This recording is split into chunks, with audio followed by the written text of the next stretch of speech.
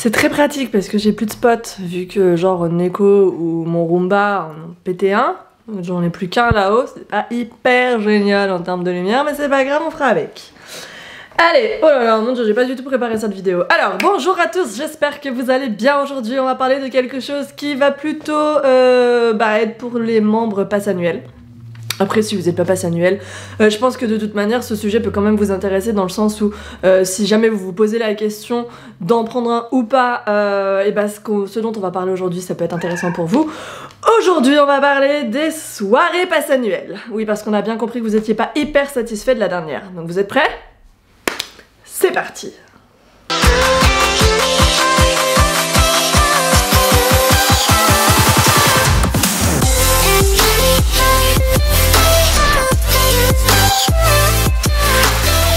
Alors, allez, on est reparti pour un pour ou contre aujourd'hui et on va parler donc des soirées pass annuelles. Alors ça sera pas vraiment un pour ou contre très tranché dans le sens où j'imagine que globalement on est quand même tous plutôt pour, voilà, ce genre de soirée. En revanche, on n'est pas hyper pour la manière dont ça se passe. Voilà. Alors, des soirées pass annuelles, moi j'en ai fait deux. J'ai eu de la chance à chaque fois parce qu'elles se sont globalement plutôt bien passées. J'ai fait la soirée pass annuelle de la clôture du 25e anniversaire, donc ça c'était il y a un an tout pile. Et j'ai fait une soirée pass annuelle pour la clôture du festival Pirates et Princesses là au printemps. Voilà, donc depuis j'en ai pas refait. Pour vous donner un petit ordre d'idée, si jamais vous n'êtes pas pass annuel, ce genre de soirée, ce sont des choses qui sont organisées par Disneyland Paris à peu près 3-4 fois par an, un truc comme ça. La dernière soirée en date, c'est la soirée sans personnages, sans quand même 99, 100, tu vois, voilà. Sauf qu'elle a été, hélas, surnommée la soirée sans personnages, c'est-à-dire qu'il n'y en avait pas assez, en tout cas, voilà. Donc... alors cette soirée là moi j'y étais pas, donc je peux pas vraiment vous en parler du coup de manière très concrète. Je sais qu'il y a eu pas mal de loupés, une ouverture du parc en retard, un spectacle qui avait déjà commencé, des files d'attente interminables, comme à chaque fois qu'il y a des soirées pass annuelles avec des personnages rares, voilà, parce que du coup là c'était genre l'atout majeur de Disneyland Paris. Après honnêtement c'était quand même un peu du suicide quand même cette histoire, parce que on le sait, à force de faire des soirées pass annuelles ou en tout cas d'en voir d'un point de vue extérieur, voilà, les personnages rares sont le point faible des pass annuels, c'est-à-dire que c'est sur ce genre de sujet qu'il y a toujours des problèmes. Voilà. Et le problème majeur à chaque fois, c'est qu'il y a trop d'attentes. En gros, pour vous dire. Voilà. Donc, alors, cette soirée sans personnage à la base, je tiens quand même à soulever un petit truc qui, moi, m'a quand même un peu choquée dans l'histoire. C'est qu'elle nous avait été vendue avec un concept novateur de photos inexistant sur place. Voilà, il n'y a pas besoin d'y être de toute façon pour l'avoir constaté, hein. C'est juste qu'au bout d'un moment, en fait, ils ont arrêté de communiquer dessus. Donc ça, c'est quand même un peu problématique dans le sens où quand tu vois une soirée avec un nouveau système de file d'attente qui permettra a priori de faire plein de photos, et que ce système, je sais pas pour X raison, ça se trouve c'était du flan, ça se trouve juste le truc il est pas au point, ou ça se trouve ils ont eu un problème technique, logistique, enfin tout ce que vous voulez, tu vois, qu'importe. Toujours est-il que la soirée a eu lieu sans photographe. Disney. Donc voilà, en gros si t'avais pas un super réflexe ou un appareil photo qui tient... Neko, viens là, je sais que tu m'as pas entendu de la journée, que t'en peux plus là d'entendre maman, voilà, mais viens là. Donc quand tu vois une soirée avec un système comme ça qui promet en tout cas de changer un petit peu la donne, tu vois, parce que clairement les gens ils le savent que c'est le point faible, les personnages sur ce genre de soirée. Donc là tu te dis bon vas-y, je leur fais confiance, il y a un nouveau truc qui va être mis au point, nanana, sauf qu'au bout de quelques semaines, l'argument commercial disparaît, comme par enchantement. Et qu'au moment de la soirée, tu te retrouves à devoir prendre ta photo avec ton iPhone, ou si t'as de la chance avec ton réflexe qui pour le coup a une meilleure luminosité, tu vois, mais en termes d'éclairage, il y avait certains personnages où c'était compliqué, donc c'est quand même hyper dommage en fait, enfin voilà. Mais au-delà de ça, au-delà de ce gros hic, en l'occurrence sur cette dernière soirée, sur le fait qu'il y a eu des files d'attente interminables, je sais qu'il y en a quand même beaucoup d'entre vous qui ont passé une super soirée, que c'était finalement pas si pire, mais je voulais revenir dessus parce qu'à mon avis il y a quand même moyen de faire évoluer un petit peu la chose, parce que je vais vous dire un truc, les soirées pass annuelles, depuis que moi j'ai commencé à en faire, donc il y a un an maintenant, j'ai l'impression qu'elles vont quand même un peu vers le bas. Je sais pas vous, mais moi j'ai l'impression qu'elles vont quand même un peu vers le bas, parce que si tu veux, quand on a commencé la soirée passe annuelle, bah du coup il y a un an, on avait donc des parades, spectacles inédits, enfin voilà, c'était quand même assez cool la soirée des 25 ans, enfin de clôture des 25 ans de Disneyland Paris, même s'il y a eu des couacs et tout au niveau des personnages déjà à l'époque, il y a eu des choses qui étaient vachement cool avec une parade inédite, des spectacles inédits sur la scène des Walt Disney Studios, parce que du coup ça se passait au Walt Disney Studios d'ailleurs, voilà, ce qui pour le coup n'a pas du tout été le cas déjà sur la deuxième soirée que j'ai faite, donc 6 mois après, au parc Disneyland pour la clôture du festival Pirates et Princesses, où là en fait on s'est retrouvé avec une soirée, ils ont pris le contenu de la journée et puis ils l'ont mis sur la soirée. C'est-à-dire qu'on a eu du coup l'affrontement final de Pirates Princesse sur scène. Exactement tout le contenu de la saison en une soirée. Et les mêmes personnages, et c'est tout. Et des personnages rares, voilà. Rien d'inédit. Donc en fait, moi ce que je trouve hyper dommage, c'est que est-ce que ces soirées en l'état comme ça, elles ont un vrai intérêt ? Honnêtement, moi je trouve pas, c'est-à-dire qu'au final, il y avait tellement pas de nouveautés du coup sur la dernière soirée passe annuelle que j'ai faite que nous on a préféré aller faire les attractions et s'éclater à faire Orbitron, Buzz et tout ça avec 0 minute d'attente. Voilà, c'est tout. Pour le reste, si t'as pas envie de passer ta soirée dans une file d'attente pour aller faire une photo avec Marraine la Bonne Fée, sachant que ta soirée t'a quand même coûté 45 balles, hein, 90 si tu payes pour toi et tes enfants, comment te dire, tu vois, voilà. Donc là aujourd'hui j'aimerais qu'on parle de ce qu'on pourrait apporter aux soirées pass annuelles. Et surtout que vous me disiez si vous préférez quand même que ça continue ou que ça ne continue pas en l'occurrence parce que le système en l'état ne vous plaît pas, que vous trouvez que ça vous coûte trop cher par rapport à ce que vous avez sur place et quels sont vos souhaits on va dire pour améliorer cette offre. Alors moi ce que j'aimerais voir ce que j'aimerais voir arriver lors de ces soirées pass annuelles, c'est des vraies exclusivités pass annuelles en fait, parce que sinon franchement c'est bon, on a un pass annuel, on peut venir en journée, les spectacles on peut les voir la journée comme tous les autres guests, donc ça sert à rien de payer 45 balles de plus pour aller revoir les mêmes parades, hein. Donc voilà. Et les personnages, à un moment, ça limite. Alors, je sais pas, il y a peut-être des choses un petit peu plus sympas à faire, des spectacles, tu vois.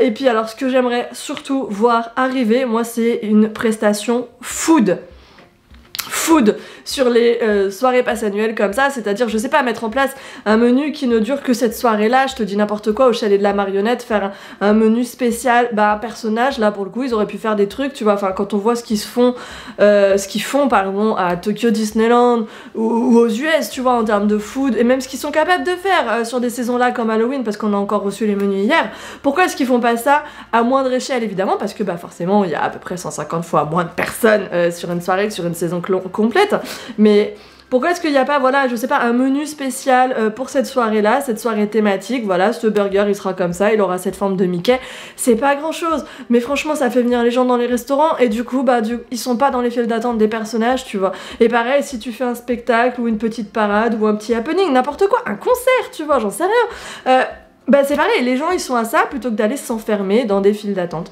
Donc il y a des petits trucs je pense comme ça à trouver, et puis vraiment le système qu'on a nous en France de photolocation avec la file d'attente, avec voilà, les personnages on en a déjà parlé, ça a été d'ailleurs l'objet de mon premier pour ou contre, mais les personnages rares, aujourd'hui, les personnages à Disneyland Paris, ils mettent leur... Enfin, pardon, il y a quelqu'un dedans, je vous le dis tout de suite, ils arrivent, ils vont se mettre à leur photologue, ils font des checks, tac, tactique, ils font leurs photos, fin du job. Ça, mais quand tu vois comment ça se passe à l'étranger, où il y a une vraie interaction, où les personnages ils sont là, ils se baladent dans le parc, ils dansent, machin, ils interagissent avec les guests qui se comportent beaucoup mieux que chez nous, certes. C'est vrai que l'incivilité joue beaucoup, mais bon, ça serait tellement cool d'avoir plutôt des choses comme ça, tu vois, comme ce qu'on a pu voir typiquement sur les saisons d'Halloween jusqu'à l'année dernière, où en gros t'avais ton spectacle et les méchants ils descendaient de scène, donc de Castle Stage, de la scène du théâtre du château, pour aller interagir, faire des photos et tout ça avec les gens. Est-ce qu'on pourrait pas, je sais pas, imaginer quelque chose dans ce sens-là, histoire d'apporter un peu de fraîcheur si tu veux aux soirées pass annuelles, parce que là en l'état, aller s'enfermer dans des files d'attente interminables pendant des heures pour une photo quoi. Putain, mais même quand t'es instagrammeur, genre ça vaut pas le coup, je te jure, enfin moi je suis Instagrammeuse, tu vois, et franchement ça me saoule d'aller me taper 2h30 d'attente pour aller faire une photo avec Marraine la bonne fée, donc je veux dire, quel est l'intérêt quoi? Donc du coup, alors j'adore les photos avec les personnages et tout, c'est toujours très sympa, c'est un moment vraiment unique et tout, mais faire 2h30 d'attente pour ça, sachant que du coup, bah, pendant que tu fais ça, tu ne fais rien d'autre, non, clairement, pour moi, c'est pas ça la magie, quoi. Je sais pas pour vous, mais moi, pour moi, c'est pas ça la magie Disney. Donc, j'aimerais vraiment voir de nouvelles choses arriver. Je te dis, des spectacles, même des petits trucs, tu vois, même des choses qui ont été faites par le passé. Je veux dire, enfin, rien que quand ils ont fait pour les 90 ans de Mickey, qu'ils ont repassé Dream, mais les gens étaient contents de ouf, tu vois. Tu reprendrais, je te dis n'importe quoi, la Pirate Academy de Minnie, ça c'est pareil, c'est un truc qui avait super bien marché, tu vois, lors de la... Bah tiens, voilà, ça c'était une exclusivité de la soirée passe annuelle du festival Pirates et Princesses, ouais, c'est vrai, bon, j'exagère, il y avait un truc cool quand même. Mais, tu vois, ce genre de choses, c'est la petite valeur ajoutée qui justifie de faire une soirée passe annuelle, parce que si tu retrouves exactement la même chose qu'une saison, ou si tu prends juste des persos, enfin je sais pas si vous ça vous amuse d'aller mettre 45 balles pour 2h30 d'attente, voilà quoi. Enfin bref, je sais pas, dites-moi. Mais ouais, non, j'aimerais vraiment voir arriver même des snacks, tu vois, genre juste, c'est tout bête. Un milkshake, je te dis n'importe quoi, aux couleurs de 3, 4, 5 personnages. C'est quand même pas compliqué d'embaucher un barman, tu vois, qui te crée 4-5 templates de milkshake, de cocktail, de ce que tu veux, tu vois, avec les couleurs des personnages. Hein. C'est hyper simple de faire un cocktail Pinocchio, Peter Pan, j'en sais rien, tu vois. Enfin, quand on voit tout ce qu'il existe en termes de food, je veux dire, il y a quand même quelque chose qui doit être possible de faire, parce qu'en plus les soirées passe annuelles c'est quoi, 4-5 000 personnes, enfin les 5 000 personnes vont pas acheter un cocktail, tu vois, donc ça concerne aller 1000, 2000 personnes. Alors oui, peut-être qu'en termes de coût, d'investissement, c'est pas hyper rentable, mais je pense qu'il y a quand même un équilibre du coup à trouver à ce niveau-là, pour en faire un moment vraiment positif, vraiment intéressant, parce qu'il me semble quand même que la dernière c'est fini pour beaucoup d'entre vous à City Hall. Et ça c'est quand même plutôt malheureusement d'une soirée ratée. Puis alors je vous parle même pas du groupe Hello Disneyland qui s'est transformé en bureau des plaintes pendant 48 heures. Je veux dire, on a été refait d'avoir à gérer ça. Voilà. Donc voilà, est-ce que vous êtes plutôt pour ou contre vous le fait que les soirées passe annuelles continuent en l'état? Est-ce que vous aimeriez qu'elles évoluent, et dans quel sens, surtout quelles sont les choses que vous aimeriez voir arriver? Ce qui pourrait être cool aussi, c'est que je sais pas, là ça a été le cas, mais ça a été le cas sur tout le reste du week-end. Il y a eu pendant la soirée du coup 30% pour les passes annuelles en boutique, il me semble. Voilà, donc ce qui serait cool, c'est que voilà, pendant les soirées passes annuelles, bah, ce genre d'opération, ça ait un nouveau lieu, tu vois, quitte à ce que ce soit bah, pas forcément sur tout le merchandising ou des choses comme ça. Et ce qui pourrait être bien, et ils l'ont fait aussi à un moment sur les premières soirées passes annuelles en l'occurrence, c'est un merchandising exclusif à la soirée, comme ça a été le cas sur la soirée de la Tower of Terror, comme ça a été le cas sur la Fan Days, même si en termes de stock, du coup ils se sont retrouvés avec des choses sur les bras qui ont derrière été vendues sur le parc normal, voilà. Est-ce qu'il n'y a pas, je veux dire, aux US c'est un truc qui existe, alors je sais que c'est quelque chose que les guests lambda, ou même les passes annuelles eux-mêmes, n'aiment pas forcément, mais du merchandising exclusif au pass annuel que tu n'obtiens que sur présentation de ton pass, bah... Est-ce que voilà, il n'y a pas quelque chose qui pourrait être fait aussi à ce niveau-là sur ce genre de soirée, sans que ça soit à, je veux dire, au détriment des visiteurs qui ne sont pas du coup pass annuel. Voilà, c'est une gamme complémentaire. Je sais qu'ils le font parce que je l'ai vu quand j'y étais à Epcot lors des saisons, tu vois, genre le Flower and Garden Festival, lors du Food and Wine Festival, lors du Festival of the Art et tout. Donc est-ce qu'il n'y a pas moyen chez nous de faire un truc aussi un peu comme ça lors de ce genre de soirée typiquement, qui derrière, bah, si t'as pas écoulé tout ton stock, reste disponible pour tous les passes annuels qui se présentent le lendemain, le surlendemain, voilà.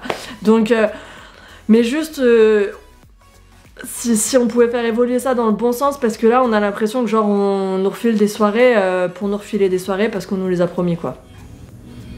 Et c'est pas forcément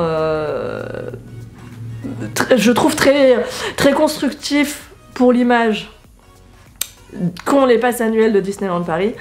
Et pour Disneyland Paris, parce que ben du coup nous, enfin je m'inclus pas forcément dedans, tu vois, mais globalement il y a quand même beaucoup de déceptions, les passes annuelles sont souvent... ils ressortent pas forcément sur un trait très positif, tu vois, de ce genre de soirée, donc... Est-ce qu'au final c'est pas se tirer une balle dans le pied en termes de magie, en termes d'image? Je ne sais pas. Voilà, donc j'attends du coup vos commentaires encore une fois à ce sujet-là. On va revenir sur des pour ou contre là sur tout le mois d'octobre, enfin j'ai quand même encore quelques idées. Il y a beaucoup de vlogs d'Halloween là qui vont arriver parce que je vais les tourner demain et ce week-end. Mais voilà, en attendant j'attends bien sûr d'avoir vos avis là en commentaire parce que c'est toujours très intéressant, surtout que je pense que c'est un sujet qui clairement va vous faire parler. Donc n'hésitez pas à vous exprimer, clairement s'il y a un endroit où vous pouvez le faire, et ben c'est là. Donc voilà, avec un peu de chance Disneyland Paris vous lira, ça peut être également intéressant d'avoir cet échange là, pas en direct avec eux, mais why not de voir les choses évoluer grâce à ce genre d'action. Et évidemment je vous invite, que ce soit à City Hall ou directement auprès du service après-vente de Disneyland Paris, à les contacter et leur faire part en tout cas de votre ressenti si vous faites ce genre de soirée, qu'il soit positif ou négatif, malheureusement. Voilà. Donc, je vous donne rendez-vous très bientôt dans une prochaine vidéo, j'espère que celle-ci vous a plu. Si vous avez des idées aussi de pour ou contre, n'hésitez pas à me les glisser en commentaire, ça fait toujours plaisir et ça donne toujours un petit peu de l'inspiration pour la suite, même si j'ai quand même déjà quelques petites choses dans les tiroirs pour vous. En attendant, on se retrouve très bientôt. Prenez soin de vous, et puis un petit pouce en l'air hein, si vous avez aimé cette vidéo, ça fait toujours très plaisir. Je vous fais des bisous, à très bientôt!